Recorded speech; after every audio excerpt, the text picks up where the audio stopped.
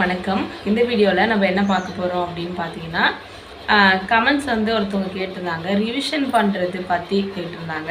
அதாவது ஒரே விஷயத்தை நம்ம திரும்ப திரும்ப படிக்கும் பொழுது நம்மளுக்கு கொஞ்சம் கடுப்பாக இருக்கும்ல, எப்படி படிச்சிங்க அப்படின்னு, ரிவிஷன் பண்ணது எப்படி மெத்தடு அப்படின்னு சொல்லி கேட்டிருந்தாங்க. அதை பற்றி தான் நான் பார்க்க போகிறோம். சரியா? ஃபஸ்ட்டு விஷயம் என்ன அப்படின்னா, ரிவிஷன் பண்ணும்பொழுது ஆரம்பத்தில் படிக்கும்போது எனக்கு ரிவிஷன்னாலே பயமாக இருக்கும். இப்போ நம்ம ஒரு புதுசாக ஒரு விஷயத்த படிக்கிறோம். இப்போ 10th புக்கை வந்து நம்ம 10th படிக்கும்பொழுது தான் படிச்சிருக்கோம், அதுக்கப்புறம் பார்த்ததே இல்லை அப்படின்னும் பொழுது அந்த புக்கை எடுத்து நம்ம படிக்கும் பொழுது ஒரு மாதிரி ஒரு இன்ட்ரெஸ்டிங்காக இருக்கும். நான் ஃபஸ்ட்டு இந்த 2018 எடிஷன் வரும்பொழுது புக்கெல்லாம் புதுசாக வாங்கி பசங்கக்கிட்டேருந்து வாங்கி படிக்கும்பொழுது என்னாச்சுன்னா, எவ்வளோ விஷயம் கொடுத்துருக்காங்க, எவ்வளோ ஃபேக்ட் கொடுத்துருக்காங்க, நம்மளுக்கு தெரியாத விஷயம் இவ்வளோ இருக்குது அப்படின்லாம் ஒரு மாதிரி ரொம்ப எக்ஸைட்டடாக இருந்துச்சு. அதை படிக்கும் பொழுது ரொம்பவே ஆசையாக இருந்துச்சு. ஆனால் ஒன்ஸ் வந்து அதை படித்து முடிச்சதுக்கப்புறம் திரும்பி அதே லெசனை படிக்கிறோம் அப்படின்னு நினச்சாலே வந்து ரொம்ப கஷ்டமாக இருக்கும். ஏன்னா ரிவிஷன் பண்ணுறது அப்படின்றது, ஒரு விஷயம் தெரிஞ்ச விஷயத்தையே திரும்பி படிக்கிறது அப்படின்றது ரொம்பவே ஒரு கஷ்டமான விஷயமாக தான் இருந்துச்சு. நானும் அதை ஆரம்பத்தில் ஃபீல் பண்ணியிருக்கேன். நான் என்ன பண்ணுவேன் அப்படின்னா, நான் ஃபஸ்ட்டு ஸ்கூல் புக்கில் படிக்கிறேன் அப்படின்னா நோட்ஸ் எடுத்து எழுதுவேன். நம்ம ஃபஸ்ட் டைம் படிப்போம், அடுத்த வாட்டி நம்ம நோட்ஸ் எழுதணும் அப்படின்றதுக்காகவாச்சும் நம்ம திரும்ப படிக்கணும்ல அப்படின்றதுக்காக எழுதினேன். ஆனால் என்ன தப்பு அப்படின்னா, நம்ம நோட்ஸ் எடுத்ததையாச்சும் திரும்ப படிக்கிறோம். ஓகேவா? நம்ம ஒரு விஷயத்த ஒரு வாட்டி படிச்சுட்டு 2வது வாட்டி படிச்சுட்டு நம்ம ஒரு 100% படிக்கிறோம், 100 விஷயம் படிக்கிறோம் அப்படின்னா, நம்ம அதை வந்து திருப்ப பார்க்கல அப்படின்னா ஒரு 2 நாள் கழித்து பார்த்தீங்கன்னா 50 விஷயம் ஞாபகம் இருக்கும். ஒரு வாரம் கழித்து பார்த்தீங்க அப்படின்னா அதில் 20% ஞாபகம் இருக்கும். அதுவே ஒரு 2 மாதம் கழித்து 3 மாதம் கழித்து நீங்கள் அதே லெசன் எடுத்து படிச்சிங்க அப்படின்னா ஒன்றும் கூட ஞாபகம் இருக்காது. இன்னும் சொல்லப்போனால் நான் வந்து நல்லா படித்த ஒரு விஷயங்கள் திரும்ப மறுபடியும் பார்க்கும்போது எப்படி இருந்துச்சு அப்படின்னா, இதெல்லாம் நம்ம படித்தோமா, இந்த லெசன்லாம் படித்தோமா அப்படின்ற அளவுக்கு வந்து இருந்துச்சு. ஓகேவா? அப்போது அந்த மாதிரி நம்ம ரிவிஷன் பண்ணலை அப்படின்னா அதோட விளைவுகள் ரொம்பவே பெருசாக இருக்கும். ஓகேவா? நம்ம ஃபஸ்ட்டு ஒரு ஸ்கூல் புக்கில் 6th 12th வரைக்கும் இப்போ நம்ம படிக்கிறோம், ஒரு ரீடு படிக்கிறோம். நான் இப்போ 6th புக் இன்றைக்கி படித்தேன் அப்படின்னா நாளைக்கு 7th புக் படிக்கிறேன். நான் 12th புக் வரைக்கும் படிச்சுட்டு அடுத்த ரவுண்டுக்கு நான் 6th புக் வரேன் அப்படின்னா மறுபடியும் நான் 6th புக்கை ஃபஸ்ட்லேருந்து தான் படிக்கிறேன். யாராக இருந்தாலும் அப்படி தான்.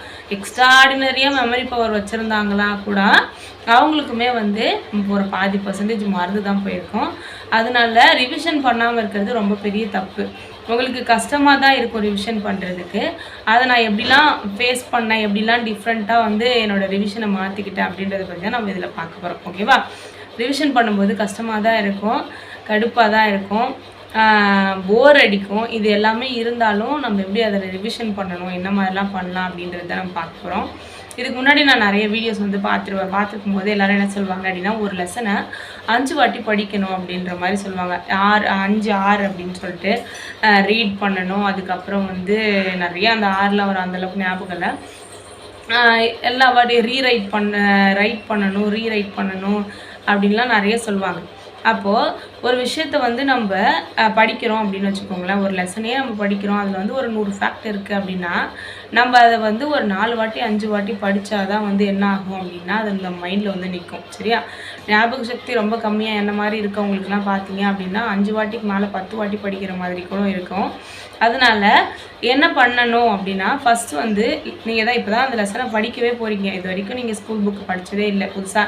இப்போ நிறைய பேர் வந்து இப்போ தான் படிக்க போகிறேன், நான் இது வரைக்கும் 6th to 10th வரைக்கும் தான் வந்து ஜிஎஸ்லாம் படிச்சிருந்தேன் அப்படின்லாம் சொல்லியிருந்தீங்க. ஜிஎஸ் வந்து 11th 12th படிக்கணுமா அப்படிலாம் கேட்டிருந்தீங்க. அந்த மாதிரி இருக்கவங்களாம் என்னென்னா, இப்போ தான் நீங்கள் ஃபஸ்ட் டைம் படிக்க போகிறீங்க அப்படின்னா அந்த லெசனை எடுத்து வச்சுக்கிட்டு என்ன பண்ணணும் அப்படின்னா, ஜஸ்ட் ஒன்று புதுசாக ஒரு நம்ம நியூஸ் பேப்பர் படிக்கும்போது எப்படி படிக்கிறோமோ அந்த மாதிரி படிச்சிங்கன்னா போதும். அது வந்து ஃபஸ்ட்டு ரீடிங்க்கு நான் வந்து சொல்லுவேன். 2வது ரீடிங் பார்த்தீங்க அப்படின்னா, 2வது ரீடிங் போகும்போது நீங்கள் வந்து ஏற்கனவே சிலபஸ் வந்து படிச்சிருப்பீங்க. சிலபஸ் பார்க்கணும், அது சம்மந்தம் ப்ரீவியஸ் இயர் கொஷினை பார்க்கும்பொழுது இதில் எதுனா எந்தெந்த பக்கத்துலலாம் கொஷின் கேட்டிருக்காங்க அப்படின்றத நம்ம தெரிஞ்சதுக்கப்புறம் மறுபடியும் அந்த லெசனை படிக்கும்பொழுது ஒரு லெசனில் ஒரு 4 பேஜ் இருக்குது அப்படின்னா அதில் ஒரு 2 பேஜ்லேருந்து தான் வந்து கண்டென்ட்டை வந்து கொஷினாக கேட்டிருக்க முடியும். அப்போ அந்த 2 பேஜை மட்டும் நம்ம என்ன பண்ணணும் அப்படின்னா கொஞ்சம் அழுத்தி படிக்கிற மாதிரி இருக்கும். சரியா? 2 வாட்டி படிச்சுட்டு அதுக்கப்புறமா நம்ம என்ன பண்ணலாம் அப்படின்னா நோட்ஸ் எழுதலாம். சரியா? நோட்ஸ் எடுக்கும்பொழுது நம்மளுக்கு 4 பேஜ் அந்த லெசன் இருக்குது அப்படின்னா அது வந்து ஒரு பேஜில் நம்மளால் என்ன பண்ண முடியும்னா நோட்ஸாக வந்து மேக் பண்ண முடியும். அப்படி நோட்ஸ் மேக் பண்ணதுக்கப்புறமா அந்த நோட்ஸை திரும்ப நம்ம என்ன பண்ணணும் அப்படின்னா படிக்கணும். சரியா?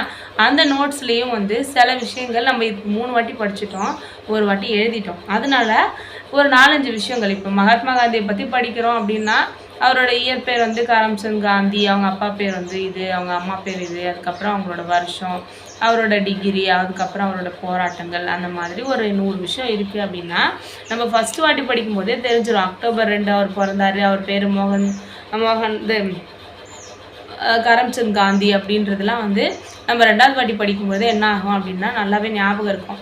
அதை போய் நம்ம மறுபடியும் நோட்ஸில் எழுதணும் அப்படின்ற அவசியம் இல்லை. ஓகேவா? அப்போது அவரோட ஒரு சில வருஷங்கள் மட்டும் நம்மளுக்கு ஞாபகம் இல்லாமல் இருக்கும். அதை நம்ம எடுத்து எழுதி வச்சுக்கலாம். அது மட்டும் போதுமானதாக இருக்கும். அதோட முக்கியமான சில ஃபேக்ட், அவரோட கூற்றுகள்லாம் இருந்துச்சுன்னா எழுதணும் அப்படின்னா அதை மட்டும் எழுதி வச்சுக்கலாம். இப்போ ஒரு 4 வாட்டி 3வது வாட்டி நம்ம நோட்ஸ் எழுதுனதுக்கப்புறம் நம்ம நோட்ஸை ரிவைஸ் பண்ணுறோம் அப்படின்னா, இப்போ செய் அல்லது செத்துமடி அப்படின்னு ஒரு வெள்ளையனை வெளியே போராட்டத்தில் சொன்னார் அப்படின்னா, அது நம்மளுக்கு நல்லா ஞாபகம் இருக்குது அப்படின்னா அதை வந்து கிராஸ் அவுட் பண்ணுறது நல்லா பெஸ்ட் ஐடியாவாக இருக்கும். சரியா? நீங்கள் இதை கிராஸ் அவுட் பண்ணும்பொழுது நம்மளோட மைண்டில் என்ன தோணணும் அப்படின்னா, இதுதான் நம்மளோட லாஸ்ட் அட்டெம்ப்ட் அப்படின்னு தோணணும். சரியா? ஏன் அப்படின்னா நான் முன்னே என்ன பண்ணுவேன் அப்படின்னா, நான் இது சுரேஷ் சார் வந்து சொல்லும்போது நான் இதை செஞ்சு பார்த்தேன். புக்கில், நோட்ஸில் கிடையாது. என்னோடய புக்கில் வந்து நான் வந்து அவர் என்ன சொன்னார் அப்படின்னா, சுரேஷ்னு சொல்கிறேன், சுரேஷ் ஐஎஸ் அகாடமியோட அந்த ஹெட் இருப்பாங்கள்ல, அவங்க சொல்லும்பொழுது என்ன பண்ணாங்க அப்படின்னா, புக் எடுத்து நீ வாசிக்கிற அப்படின்னா அதில் உனக்கு தெரிஞ்சதெல்லாம் அடிச்சுட்டே வந்துடு அப்படின்னு சொல்லிட்டு சொன்னார். ஆனால் நான் வந்து பயப்படுவேன். ஏன்னா நம்மளுக்கே ஞாபக சக்தி கம்மியாக இருக்குது. நம்ம வந்து ஒன்ஸ் இதை நம்ம மறந்துட்டோம் அப்படின்னா நம்மளுக்கு ஞாபகத்தில் இல்லாத ஒரு விஷயத்த நம்ம அடிச்சிருந்தா என்ன ஆகுறது அப்படின்ற பயத்தினாலேயே ஒரு 4 வருஷம் நான் என்ன பண்ணேன் அப்படின்னா புக்கில் கையே வைக்க மாட்டேன். அண்டர்லைன் வேணால் பண்ணவனே வச்சு அடிக்க மாட்டேன். ஆனால் என்ன ஆகுது அப்படின்னா நம்மளோட பயம் வந்து அதிகமாகிட்டே போகுது. ஓகேவா? இது முக்கியம், நம்ம திரும்பி படிக்கணும் அப்படின்னு பொழுது. அப்போது நான் வந்து இதை தமிழ் புக்கில் மட்டும் தான் பண்ணேன். ஜிஎஸ்ல இன்னும் பண்ணுறதுக்கு எனக்கு தைரியம் இல்லை. தமிழ் புக்கில் என்ன பண்ணுவேன் அப்படின்னா, நம்மளுக்கு தேவையில்லாத விஷயங்கள்லாம் டக்குன்னு அடிச்சுக்கிட்டே வந்தேன். ஓகேவா? லாஸ்ட் எக்ஸாமில் அதாவது நான் குரூப் 2க்கு சொல்கிறேன் இதை. ஓகேவா? நான் வந்து குரூப் 4க்கு புக்கே எடுக்கல. குரூப் 2க்கு படிக்கும்போதே என்ன பண்ணிட்டேன் அப்படின்னா, தமிழ் புக் எடுத்தேன் அப்படின்னா 6th புக் எடுத்து பார்த்தீங்க அப்படின்னா அதில் வந்து எனக்கு நல்லா தெரிகிற விஷயங்கள். இப்போ தமிழில் வந்து 30 எழுத்துக்கள் இருக்குது. அதாவது முதல் எழுத்துக்கள், உயிர் எழுத்துக்கள் 12, மெய் எழுத்துக்கள் 18 மொத்தமாக அடிச்சிருவேன். ஓகேவா? அது எல்லா டைமில் கேட்டாலும் நம்மளால் சொல்ல முடியும். அதுக்கப்புறம் ஒரு சில விஷயங்கள் நம்ம படிச்சுட்டே வந்திருப்போம். இப்போ பிரித்த எழுதுகள்லாம் பார்த்தீங்கன்னா 1, 2 தான் வந்து கொஞ்சம் ட்ரிக்கியாக மனப்பாடம் பண்ணுற மாதிரி இருக்கும். மற்றதெல்லாம் நல்லாவே ஈஸியாக இருக்க மாதிரி இருக்கும் இல்லையா? அதையெல்லாம் அடிச்சுட்டே வந்துடுது என்னோடய புக்கில். ஓகேவா? இப்படி பண்ணும்பொழுது என்ன விஷயம் அப்படின்னா, நீ 6th புக்கை நீங்கள் வந்து ஃபஸ்ட் டைம் படிக்கிறீங்க அப்படின்னா உங்களுக்கு ஒரு 2 மணி நேரம் ஆகுது ஒரு இயலை படிக்கிறதுக்கு அப்படின்னா, நீங்கள் அடுத்த வாட்டி படிக்கும்பொழுது ஒரு 1 ஹவராக குறைச்சிக்க முடியும். ஆனால் நீங்கள் இந்த மாதிரி உங்களுக்கு தெரிஞ்ச விஷயங்களெல்லாம் கிராஸ் அவுட் பண்ணிட்டு வந்திருந்தீங்க அப்படின்னா அந்த 2 மணி நேரம் படித்த லெசனில் 5 நிமிஷத்தில் படித்து முடிக்க முடியும். அப்போது ஒரு புக்கையே முடித்தோம் அப்படின்ற ஒரு ஃபீல் நம்மளுக்கு கிடைக்கும். அப்போ வந்து நம்மளுக்கு வந்து சந்தோஷம் அதிகமாகும். அப்பயும் நம்ம என்ன பண்ணோம் அப்படின்னா அதுலேயும் நம்மளுக்கு நல்லா ஞாபகம் இருக்குது, மறக்கவே மறக்காது அப்படின்ற டேட்டாஸை மறுபடியும் கிராஸ் அவுட் பண்ணிட்டீங்க அப்படின்னா நீங்கள் பார்த்தீங்கன்னா அந்த புக்கில் வந்து நீங்கள் திருப்பினீங்க. அதுக்கப்புறம் நான் என்ன பண்ணியிருந்தேன் அப்படின்னா தேவையில்லாததெல்லாம் அடிச்சுட்டு நம்மளுக்கு முக்கியமானது நம்மளுக்கு மறந்துடுவோம் அப்படின்னு தோன்றதெல்லாம் வந்து ஹைலைட்டர் வச்சு நான் ஹைலைட் பண்ணிகிட்டே இருந்தேன். ஓகேவா? அப்போ ஹைலைட் பண்ண விஷயங்கள் மட்டும் என் கண்ணில் பட்டுக்கிட்டே இருக்கும். அந்த புக்கை ரிவைஸ் பண்ணும்பொழுது என்னாச்சு அப்படின்னா என்னோட படிக்கிற டைம் வந்து குறையும்பொழுது நம்மளுக்கு ஆசையாக இருக்கும் படிக்கிறதுக்கு. ஓகேவா?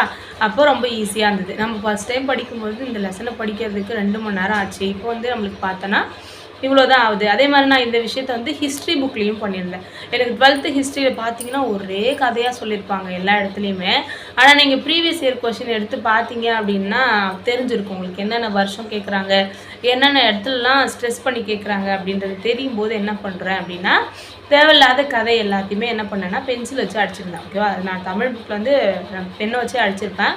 ஆனால் வந்து ஜிஎஸ் அப்படின்றதுனால பயந்துக்கிட்டு நம்ம குரூப் 1லாம் படிப்போம், அப்போ ஆழ்ந்து படிக்கணும், டேட்டாஸ் மட்டும் நம்மளுக்கு முக்கியம் இல்லை அப்படின்றதுனால பென்சில் வச்சு அடித்து வச்சுருக்கேன் எப்பயுமே பார்த்தீங்கன்னா. ஓகேவா? அதனால் என்ன ஆகும் அப்படின்னா நம்மளோட டைம் வந்து ஸ்பீட் வந்து ஈஸியாக இருக்கும். நம்மளோட 5 நிமிஷம் படிக்க வேண்டிய லெசனை வந்து நம்ம 1/4 மணி நேரம் ஒரு 2 நிமிஷம் 1 மணி நேரத்தில் வந்து 1 நிமிஷத்தில் என்ன பண்ணிவிடுவோம் அப்படின்னா படிக்க முடியும். அப்படின்னும்பொழுது நம்மளுக்கே கொஞ்சம் ஈஸியாக இருக்க மாதிரி இருக்கும். சரியா? அடுத்தது எனக்கு யூஸ்ஃபுல்லாக இருந்த விஷயங்கள் பற்றி நான் சொல்கிறேன். நான் ஏற்கனவே நோட்ஸ் எடுத்திருந்தேன். ஓகேவா? ஃபஸ்ட்டு விஷயம் நான் புக்கை ஃபஸ்ட்டு ரீட் பண்ணியிருந்தேன். 2வது தடவை நான் நோட்ஸ் எடுத்திருந்தேன். 3வது தடவை நான் வந்து நான் ஃபஸ்ட் டைம் படிக்கும்பொழுது கிளாஸ்க்கு போயிருந்தேன். சரியா? எப்போன்னா 2018 அதுக்கப்புறம் வந்து 2020 அந்த டைம்லலாம் நான் கிளாஸ்க்கு போயிருந்தேன். கிளாஸ்க்கு போகும்போதும் என்ன பண்ணுவேன் அப்படின்னா ஃபஸ்ட்டு பெஞ்சில் உட்காந்துட்டு அவங்க என்னென்ன சொல்கிறாங்களோ அதை எல்லாத்தையும் உட்காந்து நோட்ஸில் வந்து எழுதிக்கிட்டே இருப்பேன். ஓகேவா? அப்போ நான் 3வது வாட்டி அந்த டேட்டாவை வந்து ஹேண்டில் பண்ணிகிட்ருக்கேன். அடுத்தது 4வது வாட்டி என்ன பண்ணுவேன் அப்படின்னா யூடியூப்பில் வீடியோ போட்டிருக்கேன். ஓகேவா? நான் படிக்காத ஒரு விஷயத்தை பற்றி யூடியூப்பில் வீடியோ போட மாட்டேன். நான் அட்லீஸ்ட் ஒரு வாட்டியாச்சும் அதை வந்து படித்து முடிச்சுட்டு தான் வந்து வீடியோவே போடுவேன். அப்போது சில டேட்டாஸ் எனக்கு ஞாபகம் இருக்காது. நம்மள இந்த வீடியோவில் வந்து அந்த புக்கை பார்த்தே தானே நம்ம சொல்கிறோம். ஆனால் வந்து அதை பார்க்காம சொல்லுவியான்னு கேட்டால் நிறைய இடத்துல வந்து குழம்பிடும் எனக்கு வந்து. ஆனாலும் நான் திரும்பி அந்த டேட்டாவை ஹேண்டில் பண்ணுறேன். ஓகேவா? நான் அந்த டேட்டாவை பார்க்குறது எத்தனை வாட்டி அப்படின்னு தான் சொல்கிறேன். ஓகேவா? அடுத்தது நான் வீடியோ போடுறதுக்கு இல்லாமல் நான் டியூஷன் நடத்துகிறேன் பசங்களுக்கு. அப்போது அவங்களுக்கு ஸ்கூலில் வந்து சொல்லி கொடுத்துருந்தாலும் கூட நல்லா சொல்லி கொடுத்துருக்க மாட்டுறாங்க சில டைமில். அப்படி இல்லை ஒரு சில கொஷின் எடுத்துகிட்டு வந்து கொடுத்து புரியல அப்படின்னு சொல்லும்பொழுது எனக்கு படித்த அறிவை வச்சு நான் என்ன பண்ணுறேன் அப்படின்னா அவங்களுக்கு இன்னும் எக்ஸ்பிளைன் பண்ணுறேன். அப்போது ஒரு விஷயத்தை நான் வந்து 5 வாட்டி பார்த்துருக்கேன். அடுத்து எங்கே அப்ளை பண்ணுறேன் அப்படின்னா நீங்கள் வந்து டெஸ்ட்டுக்கு போடுறாங்க, டெஸ்ட்டு வைக்கிறாங்க அப்படின்னா அந்த டெஸ்ட்டில் வந்து நான் அந்த டேட்டாவை வந்து மறுபடியும் பார்ப்பேன். அதில் நான் தப்பு பண்ணுறேன் அப்படின்னா இது வரைக்கும் நான் 5 ஸ்டெப்லேயும் எனக்கு வந்து அது மைண்டில் ஏறலை அப்படின்றது புரிஞ்சுக்கிட்டு அதுக்கு மட்டும் தனியாக என்ன பண்ணுறேன் அப்படின்னா எழுதி வச்சு எனக்கு மறக்கிற விஷயங்களை மட்டும் ஓஎம்ஆருக்கு பின்னாடியே எழுதி அதை தனியாக பார்த்துட்ருக்கேன். இத்தனை வாட்டி நான் ஒரு விஷயத்தை பார்க்கும்பொழுது எனக்கு எப்படி மறக்கும்? சரியா? அதனால தான் வந்து வருஷங்கள்லாம் வந்து நாள் ஆக ஆக எனக்கு மறக்காமல் இருந்ததுக்கு முக்கியமான காரணம் அதுதான். அந்த சுகேஷ் சார் என்ன சொல்லுவாங்க அப்படின்னா 10 புக்கை ஒருத்தன் படித்தா வந்து பாஸ் பண்ண முடியாது, எவன் ஒருத்தன் ஒரே புக்கை 10 வாட்டி படிக்கிறானா அவன் தான் பாஸ் பண்ண முடியும் அப்படின்னு சொன்னதுலேருந்து நான் ஒன்று முடிவு பண்ணேன். என்னென்னா அதுக்கு முன்னாடி எங்கள் வீட்டில் பார்த்தீங்க அப்படின்னா ஒரே 6th புக்கே 2-3 இருக்கும். ஒருத்தவங்க கிட்டே கேட்டிருப்போம், பசங்க கிட்ட தந்திருப்பாங்க. ஆனால் வந்து நம்ம என்ன பண்ணியிருக்க மாட்டோம் அப்படின்னா அது வாங்கின ஞாபகமே இல்லாமல் இன்னொரு குழந்தைகிட்ட கேட்டு வாங்கியிருப்போம். அப்போ என்ன பண்ணேன் அப்படின்னா ஃபஸ்ட்டு புக்கெலாம் அரேஞ்ச் பண்ண ஆரம்பித்தேன். ஃபஸ்ட்டு 6th-லேருந்து 10th வரைக்கும் என்கிட்ட எவ்வளோ புக் இருக்குது அப்படின்றத பார்த்து அதில் எக்ஸ்ட்ரா புக் இருக்குது. இப்போ 6th-லே அந்த செகண்ட் டைமில் 2 புக் இருக்குது அப்படின்னா அந்த ஒரு புக்கை தூக்கி யாராவது படிக்கிறவங்கள்ட்ட கொடுத்துருவேன். சரியா? அதே மாதிரி சயின்ஸில் எல்லா லெசனும் எல்லா ஸ்டாண்டர்டும் இருக்கா, அதே மாதிரி எக்கனாமிக் எல்லா ஸ்டாண்டர்டும் இருக்கா அப்படின்னு சொல்லிட்டு எல்லாத்தையும் அரேஞ்ச் பண்ண ஆரம்பித்தேன் ஃபஸ்ட்டு. அது இல்லாமல் எக்ஸ்ட்ரா புக் இருக்குது அப்படின்னா தூக்கி போட்டுருவோம். சரியா? ஃபஸ்ட்டு யார்கிட்டயாவது படிக்கிறவங்க இருந்தாங்க அப்படின்னா கொடுத்துருவேன். அப்படி இல்லை யாருக்கும் தேவைப்படலை அப்படின்னும்போது என்கிட்ட 11th புக்கு மட்டும் பார்த்தீங்கன்னா 4 புக்கு இருந்துச்சு. 2018 2 புக்கு, 2020 2 புக்கு, 4 புக்கு இருந்துச்சு தேடும்போது. அதில் வந்து என்னோடய 2 ஃப்ரெண்ட்ஸ்க்கு கொடுத்தேன், இன்னும் 1 நான் வச்சுக்கிட்டேன், 1 வந்து கடையில் தான் போட்டேன். அதுக்கப்புறம் என்ன அப்படின்னா இது நோட்ஸு எழுதுனேன் இல்லையா, அந்த நோட்ஸ் எடுத்து நம்ம படிக்கிற மாதிரி இருக்குது அப்படி நோட்ஸு அப்படின்னா எடுத்து வச்சுக்கிட்டேன். அப்படி இல்லைனா அந்த நோட்டெல்லாம் தூக்கி குப்பையில் போட்ட மறுபடியும். சரியா? அடுத்தது ப்ரீவியஸ் இயர் கொஷினை மட்டும் எடுத்து பைண்ட் பண்ணி வச்சுருந்தேன். எல்லாத்தையுமே மொத்தமாக வச்சுருந்தேன். இந்த எக்ஸ்ட்ரா நான் டெஸ்ட் எழுதியிருப்பேன். ஃபஸ்ட் டைம் எழுதும்போதெல்லாம் டெஸ்ட்டில் வந்து டெஸ்ட்டை எழுதுவேன், தானே எழுதிட்டு தூக்கி போட்டு ஆனால் அந்த கொஷின் பேப்பரை மட்டும் வச்சுருப்பேன். கொஷின் பேப்பரை கூட ஆன்சர் டிக் பண்ணி வைக்காமல் அப்படியே மொத்தமாக வச்சுருந்தேன். அந்த மாதிரி எக்ஸ்ட்ரா நான் படிக்க தேவையானது தவிர மற்றபடி எல்லாம் இருக்கும், அது எல்லாத்தையும் தூக்கி போட்டேன். ஓகேவா? 2 ஷெல்ஃபு 3 ஷெல்ஃப் வைக்கிற அளவுக்கு இருந்த புக்கெல்லாம் இப்போது 1.5 ஷெல்ஃப் அப்படின்ற அளவுக்கு மாறிடுச்சு. அதுக்கப்புறமா என்ன பண்ணேன் அப்படின்னா 6th புக்கில் நான் முடிச்சுட்டேன் அப்படின்னா நானே வந்து ஓகே இன்றைக்கி முடிச்சிட்டோம் அப்படின்னும் பொழுது அந்த புக்கில் ஒரு லெசன் இருக்குது அப்படின்னா சயின்ஸில் ஒரு லெசன் இருக்குன்னா என் புக்கை எடுத்து பார்த்தீங்கன்னா தெரியும். சயின்ஸில் வந்து ஒரு லெசன் இருக்குது அப்படின்னா அந்த லெசனை நான் இன்றைக்கி படிச்சிருக்கேன். ஒரு 9th புக்கில் ஒரு ஃபஸ்ட் லெசனை வந்து படிச்சிருக்கேன் அப்படின்னா அந்த லெசனுக்கு பக்கத்துலேயே டேட் போட்டு வச்சுப்பேன். ஓகேவா? இன்றைக்கி இந்த லெசனை வந்து நான் படிச்சிருக்கேன் அப்படின்றத டேட் போட்டு வச்சுருந்தேன். அப்போது மறுபடியும் நான் அந்த லெசனை எடுத்து படிக்கணும் அப்படின்னா 1 மாதத்துக்குள்ளே நான் திரும்பி அந்த லெசனை பார்க்கல அப்படின்னா அது எனக்கு மறந்து போயிடும் அப்படின்றத நான் வந்து நோட் பண்ணி வச்சுக்கிட்டேன். அப்படி இருக்கும்பொழுது திரும்ப நான் வந்து அந்த மறக்கிறதுக்குள்ளார மறுபடியும் அந்த லெசனை பார்க்கும்பொழுது எனக்கு வந்து தெரியுது இதெல்லாம் நம்மளுக்கு அந்த அப்படியே தெரியும். நம்ம போன வாட்டி படித்தோம் இல்லையா, அது வந்து நம்மளுக்கு ஓடிக்கிட்டே இருக்கும். இதுக்கப்புறம் இதுதான் வரும் அப்படின்னு தோணிகிட்டே இருக்கும். அப்போ எதில் நல்லா ஞாபகம் இருக்குது அப்படின்றதுலாம் விட்டுட்டு நம்மளுக்கு எதெல்லாம் ஞாபகம் இல்லை, படித்த மாதிரி ஞாபகம் இல்லாத இருக்கிறத மட்டும் ஹைலைட் பண்ணி வச்சுருந்தேன். ஓகேவா? அடுத்தது வாட்டி நான் அதை படிக்கும்பொழுது என்ன ஆகும் அப்படின்னா அந்த ஹைலைட் பண்ணதுலேயும் பாதி வந்து எனக்கு ஞாபகம் இருந்துச்சு. அதில் 1-2 டேட்டாஸ் இப்போ வந்து 32 அப்படின்னு இருக்கிறது 30 சம்திங் வரும் அப்படின்றது வரைக்கும் தெரியும். ஓகேவா? அப்போது அதை மட்டும் என்ன பண்ணேன் அப்படின்னா ஹைலைட்டுக்கு கீழேயே பென்னில் வந்து கோடு போட்டு வச்சுருப்பேன். அப்போ 4வது வாட்டி படிக்கும்போது நான் எதெல்லாம் படித்தேனோ எக்ஸாம் கிட்ட போகும்போது படிக்கும்பொழுது குரூப் 2க்கு நான் எதெல்லாம் படிக்கணுமோ அது மட்டும் வந்து என் கண்ணுக்கு தெரிஞ்சுது. ஓகேவா? அது மட்டும் ஞாபகம் இருக்கும் அப்படின்னும் பொழுது எப்படி இருந்துச்சு அப்படின்னா, நம்மளுக்கு படிக்கிற டைம் வந்து குறைஞ்சிடுது. அதுக்கப்புறம் வந்து ஒரு புக்கை சீக்கிரமாக முடிக்கும்பொழுது நம்மளுக்கே கொஞ்சம் சந்தோஷமாக இருக்கும் இல்லையா? அப்படி தான் வந்து நான் என்னோட ஒரு விஷயத்த வந்து 4 வாட்டிக்கு 5 வாட்டி பார்த்ததுக்கு காரணம் வந்து அதுதான். சரியா? அப்போது நான் சுருக்கமாக சொல்லணும் அப்படின்னா, நம்ம ரிவிஷன் பண்ணுறது ஃபஸ்ட் எடுத்தோன்னா கஷ்டமாக தான் இருக்கும். அது வந்து நம்ம இஷ்டப்பட்டு பண்ணி தான் ஆகணும். ஒரே மெத்தடில் நம்ம படிச்சுட்டு இருந்தோம், ஒரே லெசனை ஒரே மாதிரி ஒரு மறுபடியும் படிக்கணும் அப்படின்றது கொஞ்சம் கஷ்டமாக தான் இருக்கும். அப்போது ஃபஸ்ட் டைம் படிக்கிறதுக்கும் 2வது டைம் படிக்கிறதுக்கும் நடுவில் ஏதாச்சும் நம்ம டிஃப்ரென்ஸ் பண்ணணும் அப்படின்னா அப்போ வந்து நம்மளுக்கு ஈஸியாக இருக்கும். சரியா? நான் பண்ணது ஃபஸ்ட்டு ரீடிங், 2வது வந்து பார்த்தீங்க அப்படின்னா சிலபஸில் இதெல்லாம் இருக்கா அப்படின்றது ப்ரீவியஸ் இயர் கொஸ்டினே பார்த்தது, 3வது நோட்ஸ் எடுத்தது, 4வது வந்து பார்த்தீங்க அப்படின்னா கிளாஸ் அட்டென்ட் பண்ணது, 5வது பார்த்தீங்க அப்படின்னா வீடியோ போட்டது, யூடியூப்பில் வீடியோ போட்டது, 6வது வந்து டியூஷன் எடுத்தது. இது இல்லாமல் லிசன் பண்ணுறது. ஓகேவா? அது ஒன்று இருக்குல்ல. நம்ம எப்படியா இருந்தாலும் ஒரு விஷயத்த ஒருத்தவங்க சொல்லும்போது நம்ம ஒரு பெர்ஸ்பெக்டிவில் படிச்சிருப்போம், அதே ஒருத்தவங்க கிளாஸ் எடுக்கும்போது ஒரு மாதிரி சொல்லுவாங்க. அந்த கவனம் பார்க்கும்பொழுது நம்ம படித்ததையே வேறு ஒரு இதில் வந்து வேறு ஒரு இதிலேருந்து பெர்ஸ்பெக்டிவ்லேருந்து வந்து அவங்க சொல்லும்பொழுது ஓ இப்படி இருக்கும் இல்லை அப்படின்னு தோணும். ஓகேவா? அதுக்கு அடுத்தது கடைசியாக வந்து என்ன அப்படின்னா டெஸ்ட்டு, அடுத்தது டெஸ்ட்டோட கரெக்ஷன். ஓகேவா? இந்த ப்ராக்டிஸ் இதெல்லாம் பண்ணும்பொழுது உங்களுக்கே தெரியும் ஒரே டேட்டா வந்து நான் எத்தனை வாட்டி என் மைண்டில் ப்ராசஸ் பண்ணியிருப்பேன் அப்படின்னு. அப்போ வந்து நம்மளுக்கு மறக்கிற விஷயம் கான்செப்டாக இருந்தாலும் சரி, அதுக்கப்புறம் வந்து டேட்டாஸாக இருந்தாலும் சரி, எல்லாமே வந்து நல்லாவே ஞாபகம் இருக்கும். சரியா? இந்த வீடியோ உங்களுக்கு யூஸ்ஃபுல்லாக இருக்கும் அப்படின்னு நம்புகிறேன். நெக்ஸ்ட் வீடியோவில் பார்க்கலாம்.